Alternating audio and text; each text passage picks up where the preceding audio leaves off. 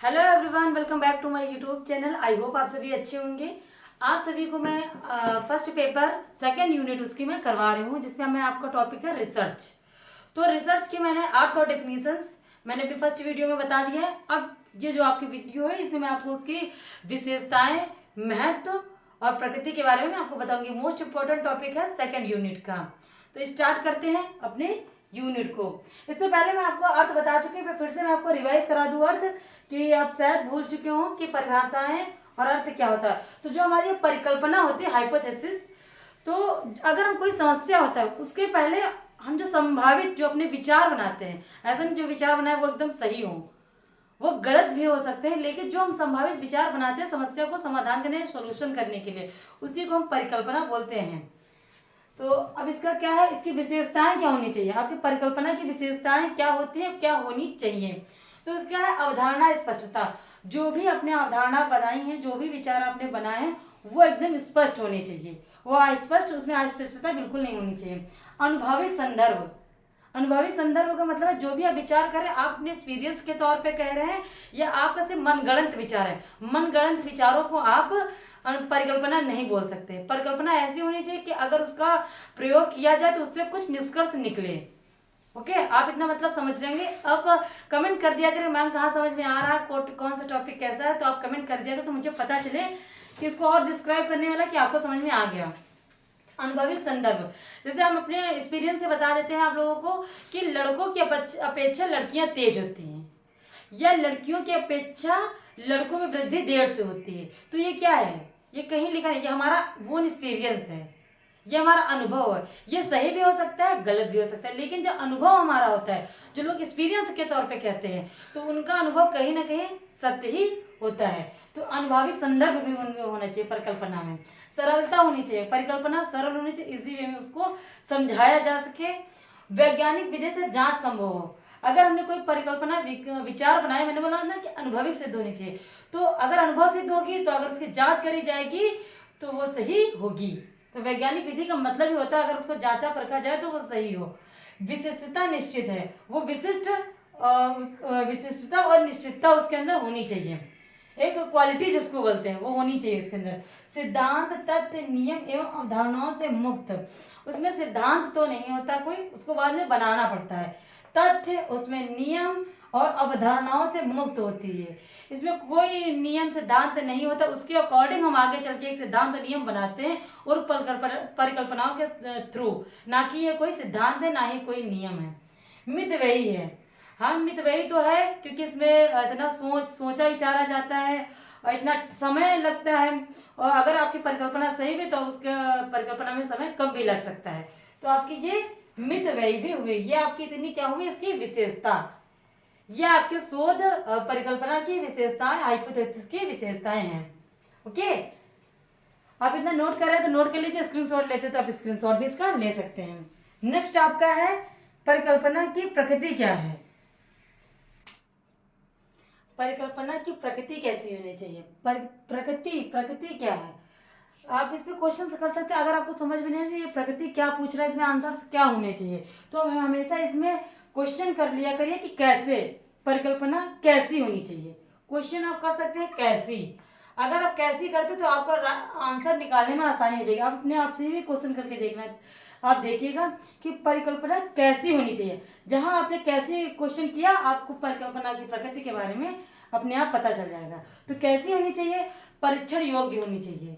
कैसी होनी चाहिए, परीक्षण, उसको जांचा या मापा जा सके, ठीक है, उसको जांचा जा सके, परीक्षण किया जा सके, ऐसी होनी चाहिए। ऐसे नहीं कि आपने कुछ भी बना दिया, वो किसी मतलब की नहीं है, उससे कोई समस्या का समाधान ना निकले, ऐसा कुछ भी हमको नहीं सोचना है। चरों के मध्य कार्य कारण संबंध हो। जो भी चर हैं, जैसे चर का मतलब हो गया, आप ये समझ लोगे चर क्या होता है। चर का मतलब होता है कि जो ऑब्जेक्ट, आपको एग्जाम्पल के थ्रू मैं बता रही हूँ। एग्जाम्पल हो गया आपका चर कि जो अशिक्षा है, नहीं सॉरी, जो गरीबी है आपकी वो अशिक्षा के कारण है। जो गरीबी है, गरीबी आपकी अशिक्षा का कारण है। जो गरीबी आपकी है वो अशिक्षा का कारण है। तो गरीबी एक चर हो गया, अशिक्षा आपका दूसरा चर हो गया। चर का मतलब समझे कि जिससे रिलेटेड है, जिसका इफेक्ट एक दूसरे पर पड़ रहा है। एक स्वतंत्र चर होता है, एक आश्रित चर होता है।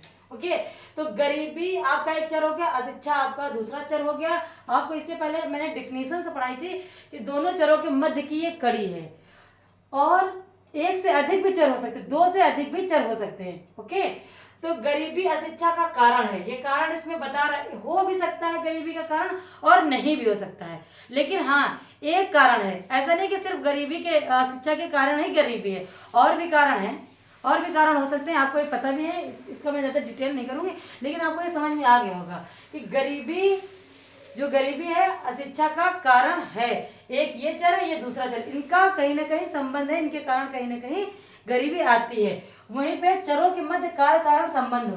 ओके, आपको टॉपिक समझ में आ गया होगा।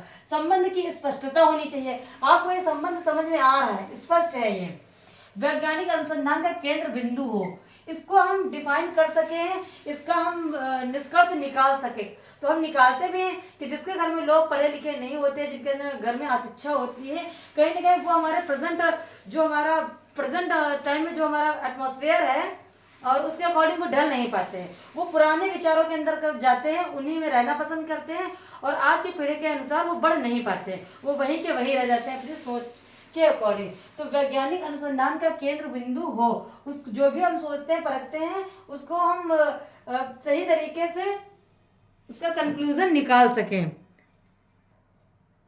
केंद्र बिंदु हो, वैज्ञानिक अनुसंधान का केंद्र बिंदु भविष्योन्मुखी होना चाहिए। भविष्य में उन्मुखी मतलब भविष्य में उसकी वृद्धि कर सके, ये नहीं कि उसके कारण अगर उसका पता चल जाता है तो उसके कोई मतलब उसका मतलब ही नहीं रहता है। भविष्य को उन्मुखी होना चाहिए, स्पष्ट उत्तर हो। अगर हम कोई समस्या बता रहे हैं, आप यही डिफिनेशन से देख लीजिए कि अगर गरीबी अशिक्षा का कारण है तो हाँ, इसके बारे में हम गरीबी को दूर, अशिक्षा को दूर करने का हम प्रयास करेंगे जिसमें गरीबी ना आ सके। ठीक है, हमारा अगर ये हम शिक्षा दूर करते तो हमारा भविष्य आगे जाके अच्छा होगा, हम ऐसे करने की कोशिश करेंगे। स्पष्ट उत्तर हो, अगर हम इन चीज़ों को कारणों को हम जान गए हैं तो इसको अगर हम दूर करेंगे तो इससे है कि सबको पता चल जाएगा कि ऐसा नहीं करना है, और इससे ये प्रॉब्लम्स क्रिएट होते हैं, ये आती हैं। तो इसका स्पष्ट उत्तर होना चाहिए। आई होप कि आप सबको इसकी प्रकृति के बारे में आपको पता चल गया होगा कि परीक्षण योग्य होनी चाहिए, कार्य चरों के मध्य कार्य कारण संबंध हो, संबंध की स्पष्टता क्लियर होनी चाहिए, वैज्ञानिक अनुसंधान का केंद्र बिंदु होना चाहिए, भविष्य उन्मुखी होना चाहिए, कोई भी समस्या हो उसका समाधान भी आपको निकालना है, और आगे चल के ये प्रॉब्लम्स कभी भविष्य फ्यूचर में आए ना, और इसका सोल्यूशन भी आपको बताना है। आगे चलकर अगर किसी भी ये प्रॉब्लम आती है, आप कोई भी ऐसा निदान ढूंढ लीजिए कि अगर आती है तो आप उसको सोल्यूशन बता सकें, और स्पष्ट उत्तर हो। जो भी समस्या हो उसको ज़्यादा घूमना चालना नहीं है, ज़्यादा किसी से पूछना नहीं, आपके पास स्पष्ट उत्तर है कि ऐसी अगर दिक्कत आएगी तो हम इसका सोल्यूशन कर लेंगे। स्पष्ट उत्तर हो। अब इसका महत्व क्या है, परिकल्पना क्यों बनाई जाती है, इसमें अगर आप कैसे पूछते तो इसका कारण है क्यों। अगर कभी भी लाइफ में कभी भी कोई भी क्वेश्चन कोई भी टॉपिक मिलता है तो अगर महत्व आपको समझ में नहीं आ रहा है कि महत्व कैसे निकाले, क्या महत्व हो सकता है, ग्रेजुएशन में अगर आप कोई भी अगर अदरवाइज भी आप देख रहे हैं ये वीडियो, तो आप क्यों करके आप उस चीज़ का महत्व निकाल सकते हैं। अगर आपको अर्थ समझ में आ गया, मैं आपको बोलती हूँ फिलहाल आपको अगर अर्थ समझ में आ गया, आप उसकी डेफिनेशंस तो राइटर के अकॉर्डिंग होते हैं, बट वो वर्ड आपको उसमें यूज करते हुए जरूर मिलेंगे। आपको प्रकृति, विशेषताएं, लाभ, महत्व, आप आसानी से उसको कर सकते हैं अगर आपको उसका अर्थ अच्छे से समझ में आ गया तो। महत्व महत्व तो महत्व पहले आपका तथ्यों की सार्थकता को निर्धारित करती है। तथ्यों की, ये आपके तथ्य हो गए, इनकी सार्थकता, ये सही है कि नहीं सही है, परिकल्पना इसके बारे में आपको बताती है, ये निर्धारित करती है। समस्या मेन टॉपिक है, मोस्ट इम्पोर्टेंट, ये आपका जो मैंने ये लिखा है लाइंस, ये मोस्ट इम्पोर्टेंट है आपकी परिकल्पना के अकॉर्डिंग। समस्या एवं समाधान, समस्या है जो भी निष्कर्ष निकलेगा, जो आपके उसके बीच की जो कड़ी है, जो आपने सोचा है, समस्या पहले आपने देखी, उसके बाद आपने जो सोचा है, आपके सोचने के अकॉर्डिंग जो फल निकला है, जो परिणाम निकला है, वही आपकी क्या है, परिकल्पना। ये सही है नहीं सही है वो आपके परिणाम के अकॉर्डिंग आपको पता चल जाएगा। तो समस्या एवं समाधान के मध्य की एक कड़ी है परिकल्पना। परिकल्पना अगर कोई पूछता है क्या है, तो आप एग्जैक्ट एक वर्ड एक लाइन में आप बता सकते हैं कि समस्या समाधान के मध्य की एक कड़ी है, उस समस्या को समाधान तक पहुंचाती है। जो समस्या है उसको समाधान तक पहुंचाते हैं। मैं बार बार आपको एक एग्जाम्पल आपको देती हूँ कि हम कुछ भी सोचते हैं, कुछ भी समझते हैं या हमारा ओन एक्सपीरियंस जो भी करते हैं, अगर हमारे फैमिली में कोई प्रॉब्लम्स है कि अब ये लड़ाई झगड़ा हो रहा है, तो क्यों हो रहा है, अगर कोई अनुभव व्यक्ति है कि हाँ इसके कारण हो सकते हैं, अगर हम नए नवेले हैं, हमको इतना नहीं पता, उन्होंने बताया है कि ये कारण है बेटा, ऐसे करो और ऐसे प्रॉब्लम्स नहीं हो जाती हैं, नहीं होंगी आगे लाइफ में, नहीं होंगी, ये प्रॉब्लम सॉल्व हो जाएगी, सॉर्ट आउट। तो हमने उनके अकॉर्डिंग जो उन्होंने बताया था मैंने किया और सॉर्ट आउट हो गया। तो हम नेक्स्ट को भी ये बता सकते हैं कि आप ऐसा ऐसा करिए, आगे ऐसे प्रॉब्लम सॉल्व हो जाएगी, अब ऐसा कुछ भी नहीं होगा। तो ये जो परिकल्पना उनकी थी, ये शायद उन पे बीता हुआ कुछ भी जो उन्होंने परिकल्पना बताई है वो मेरे पे अकॉर्डिंग वो सही सिद्ध हुई। तो मैंने जाके आगे बता दी कि परिकल्पना सही भी हो सकती है, सही नहीं भी हो सकती है। ओके, तो समस्या को समाधान तक पहुंचाती है। अब ऐसी परिकल्पना बनाइए जिसमें कंक्लूजन सही निकले। समुचित एवं प्रभावी उपकरणों के चयन में सहायक होती है। कोई भी उपकरण ले रहे हैं आप या कोई भी समस्या ले रहे हैं, उसमें क्या सहायक है, या प्रयोग कर रहे हैं, प्रयोग करने में क्या उपकरण होने चाहिए, या कोई समस्या को घर पे ही है तो क्या उनमें बातें होनी चाहिए, क्या हमको करना चाहिए, क्या नहीं करना चाहिए, जो हमारे उपकरण हैं उनके चयन में भी सहायक होती है। परिकल्पना अनुसंधान की संपूर्ण कार्य रेखा को प्रदर्शित करती है। परिकल्पना जो है हमारे रिसर्च की संपूर्ण कार्य रेखा को कैसे करना चाहिए उसको भी प्रदर्शित करती है। नवीन अनुसंधानों का मार्ग प्रशस्त करती है। जो नवीन अनुसंधान हम रिसर्च करते हैं, क्योंकि सर्च और रिसर्च में अंतर होता है। सर्च जो चीजें हमें अभी पता नहीं है उनके बारे में हमको खोज करना, ठीक, उसको बोलते हैं सर्च। रिसर्च उस पर पुनः संशोधन करना, पुनः उसको नवीनता लाना, उसमें और ब्रॉड करना, बहुत अच्छे से उसको विस्तृत करना, उसमें नवीन संशोधन करना, ठीक है, उसको बोलते हैं आपकी रिसर्च। और परिकल्पना का इसमें से मेन अहम रोल है आपका कि वो आपकी परिकल्पना जो भी आप निर्माण करते हैं परिकल्पना का, उससे आपके नए नए आप रिसर्च कर सकते हैं, अनुसंधान करते हैं। कोई भी नवीनता आपके माइंड में आती है, आपने कोई भी परिकल्पना बनाई है तो आपकी वो सही सिद्ध हो या नवीनता, नवीन विचारों को वो प्रशस्त करते हैं। आई होप आपको प्रकृति और महत्व के बारे में समझ में आ गया होगा। ओके, लास्ट का आपका जो टॉपिक था नवीन अनुसंधानों का मार्ग प्रशस्त करती है। अब अपने अकॉर्डिंग इसको अच्छे से समझ सकते हो। नहीं समझ में आया तो आप वीडियो को मैं बोलती हूँ कि फर्स्ट से लास्ट तक आप एंड मत करिएगा, जितना लिखा हुआ हो तो लिखा हुआ तो शॉर्टकट में आपको लिख देती हूँ, लेकिन आपको जो मैं समझाती हूँ वो शायद आपके दिमाग में अच्छे से बैठ जाए, आप भूलेंगे नहीं। ओके, इसके बाद मैं आपको बताऊंगी ओके जी, आपका मोस्ट इम्पॉर्टेंट है आपके यूजीसी नेट और जेआरएफ के लिए परिकल्पना के प्रकार। जो परिकल्पना के प्रकार है इनके विशिष्ट उद्देश्य के अनुसार परिकल्पना के कितने प्रकार हैं? 3 प्रकार की परिकल्पना है। ओके, कितने प्रकार की है? 3। जो आपको समझ में आ जाएगा तो आप प्लीज कमेंट कर दिया कर, इससे मुझे भी पता चल जाए कि मैं जो आपको समझा रही हूँ वो तरीका आपको समझ में आ रहा है कि नहीं, उसको और मैं इजी वे में करूँ। ओके, तो ये है पहली परिकल्पना, पहला शोध। जो इसके उद्देश्य है उसके 3 प्रकार के हैं। तो एक है पहला शोध परिकल्पना, दूसरी परिकल्पना है शून्य परिकल्पना, तीसरी आपकी परिकल्पना है सांख्यिकी परिकल्पना। तो परिकल्पना के प्रकार विशिष्ट उद्देश्य के अनुसार परिकल्पना आपकी 3 प्रकार की होती है। शोध परिकल्पना, शून्य परिकल्पना, सांख्यिकी परिकल्पना। ओके, अब शोध परिकल्पना किसको बोलते हैं? ओके, तो शोध परिकल्पना को बोलते हैं हम कार्यात्मक परिकल्पना। मैंने उस सिर्फ वर्ड में लिखा, इतना मैंने लिखा है कि इसको काफी ब्रॉड हो सकता है, लेकिन मैं नेट और जेआरएफ के अकॉर्डिंग जो मोस्ट इंपॉर्टेंट वर्ड है सिर्फ मैंने उसी का यूज किया। नोट्स के तौर पर अगर स्क्रीनशॉट लेके तो स्क्रीनशॉट भी ले सकते हैं। तो इसे कार्यात्मक परिकल्पना भी बोलते हैं। शोध को परिकल्पना को कार्यात्मक परिकल्पना भी कह सकते हैं। करके सीखने पर आधारित है। शोध का मतलब ये है कि वो करके ही शोध आपका होता है। जो प्रयोगात्मक होता है या कार्यात्मक होता है, जो प्रयोग करते हैं वो करके ही सीखते हैं या करने पर ही आधारित है। शोधकर्ता को यह विश्वास होता है कि यह परिकल्पना सत्य सिद्ध हो। अगर आप प्रयोग कर रहे हैं तो प्रयोग करके आपको यही पता चल जाएगा जो भी परिकल्पना बनाई है वह सत्य है या असत्य है। तो जो प्रयोगात्मक परिकल्पना, इससे यह पता चलता है कि यह सत्य सिद्ध हो, जो भी परिकल्पना बनाएंगे वो सत्य सिद्ध हो। तो आपको इतना समझ में आ गया होगा कि कार्यात्मक इसको कार्यात्मक परिकल्पना भी बोलते हैं, करके सीखने पर आधारित होती है। शोधकर्ता को यह विश्वास होता है कि परिकल्पना सत्य सिद्ध हो। जो शोध परिकल्पना है ये दो प्रकार की होती है। एक है दिशात्मक, फर्स्ट आपकी दिशात्मक, सेकंड आपकी है अदिशात्मक। तो फर्स्ट आपकी दिशात्मक में क्या है कि रेखा की लंबाई गीता से कम है, कि दिशा है, इसमें बताया जा रहा है, एक निश्चितता है कि रेखा की लंबाई गीता से कम है। तो कौन बड़ा है कौन छोटा है ये आपको इसमें पता चल गया, ठीक है। तो कम और अधिक एक दिशा की ओर संकेत कर रहा है। मैंने आपको लिख दिया कि शायद मैं अभी आपको समझा रही हूँ, कभी आपको वर्ड पड़ जाए, क्वेश्चन आंसर से कर रहे हैं या आप सॉल्व्ड पेपर, क्वेश्चन बैंक आप कुछ भी कर रहे हैं, तो आपको अगर ये टॉपिक पड़ जाता है तो आपको समझ में आ जाए। कभी भी स्क्रीनशॉट या नोट्स निकाल के देखते तो आपको समझ में आ जाती है, इस वजह से मैं लिख देती हूँ। आदिशात्मक क्या है? आदिशात्मक, तो इसमें पता नहीं है कि रेखा और गीता की लंबाई में अंतर है। क्या अंतर है? वो बड़ी है कि और कौन किससे छोटा है, ये आपको इसमें नहीं पता है। ये आदिशात्मक, इसमें कोई दिशा नहीं दी गई, इसमें कुछ भी बताया नहीं गया है। तो जो शोध परिकल्पना होती है वो दो प्रकार की होती है, आपका दिशात्मक और आदिशात्मक।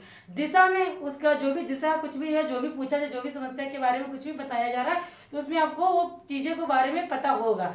आदिशा में उसमें आपको कुछ भी पता नहीं होगा। एग्जाम्पल मैंने आपको समझा दिया है, आई होप आपको समझ में भी आ गया होगा। अब है आपका शून्य परिकल्पना।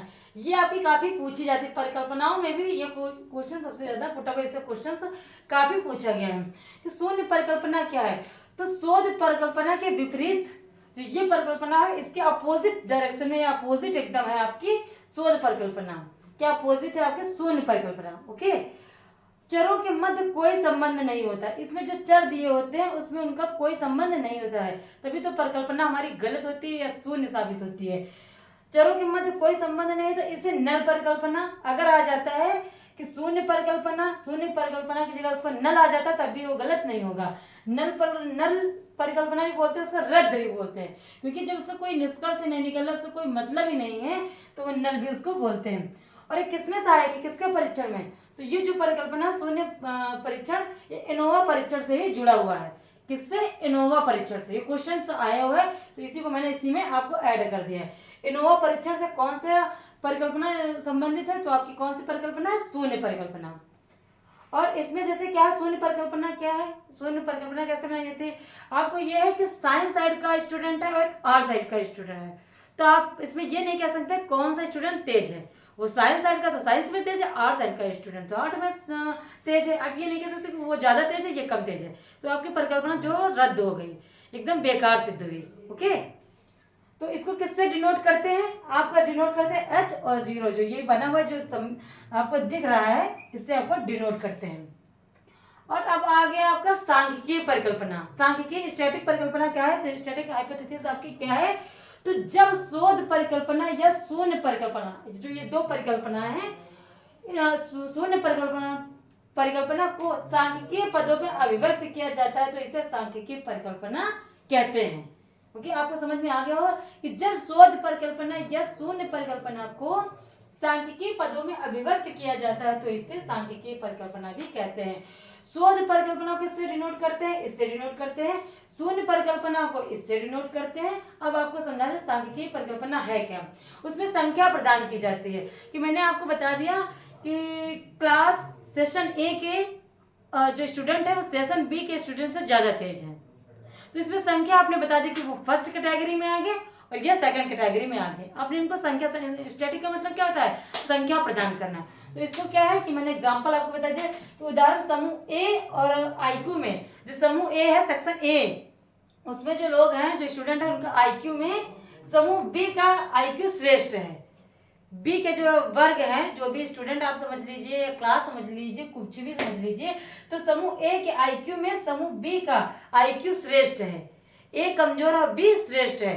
तो जो ये सम्मिल नजर आ रहा है आपको, तो बी श्रेष्ठ है। इसको किससे डिनोट करते हैं मैं आपको बता रहा हूँ, इसको डिनोट नहीं, जो ये आता है आपका अलग से मैंने इसमें लिख दिया है कि माध्य को इसमें किससे डिनोट करते हैं? एक्स से। अगर एक्स उसमें बन के आता है, इसका क्वेश्चन भी आई थिंक एजुकेशन का जो आपका पढ़ा था एजुकेशन फर्स्ट शिफ्ट में ये क्वेश्चन आया हुआ था। अगर किसी ने एग्जाम दिया होगा तो उसको ये पता होगा कि ये करके क्वेश्चन आया था, जिसमें ये सम्मिल बना था, ये भी बना था, ये बना था। तो हम उसको कुछ लोग समझ ही नहीं पा रहे थे ये क्या है।